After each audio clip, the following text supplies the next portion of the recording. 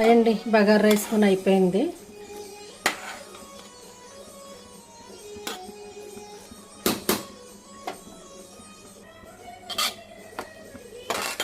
ఇప్పుడు కొద్దిగా మనము నెయ్యి వేసుకుందాము. నెయ్యి వేసుకొని మూత పట్టేస్తే చక్కగా నెయ్యి అన్నంకి బాగా పట్టేస్తుంది నెయ్యి. ఇప్పుడు కొత్తిమీర పుదీనా వేసుకుందామండి. నేను ఇందాక ఎసట్లో కొద్దిగా వేసాను, ఇప్పుడు వేసేసుకొని మూత పెట్టేస్తే ఈ ఫ్లేవర్ మొత్తం మనకు పట్టేస్తుంది. అన్నం కూడా అయిపోయింది కాబట్టి కొద్దిగా ఒక 10 నిమిషాలు 10 నిమిషాలు అంట ఒక 2 నిమిషాలు పెట్టేసుకున్నాం అనుకోండి. సిమ్లో పెట్టేసాం అంటే ఆవిరి మనకు మగ్గనికి టైం పడుతుంది కాబట్టి ఒక 2 నిమిషాలు కంపల్సరీ పడుతుందండి. ఎందుకంటే పొంగొచ్చాక మనము గంజి ఉంది కాబట్టి 2 నిమిషాలు ఖచ్చితంగా పడుతుంది. మూత పెట్టేసుకుందాము. చక్కటి బగారా రైస్ రెడీ అయిపోతుందండి.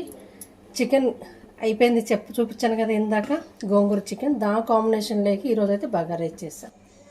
బగారా రైస్ అయిపోయిందండి.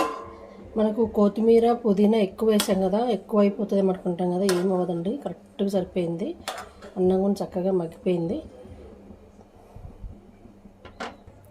గోంగూర చికెన్ కూడా రెడీ అయిపోయింది. అబ్బా కలర్ఫుల్గా బాగుంది కదా.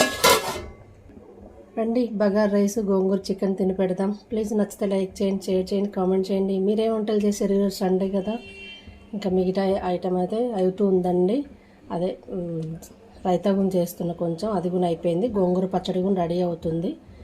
అన్నీ అయిపోయినాక తిని పెట్టేద్దాం, లంచ్ టైం అవుతుంది. ప్లీజ్ అబ్బా నచ్చితే చిన్న లైక్ చేయండి.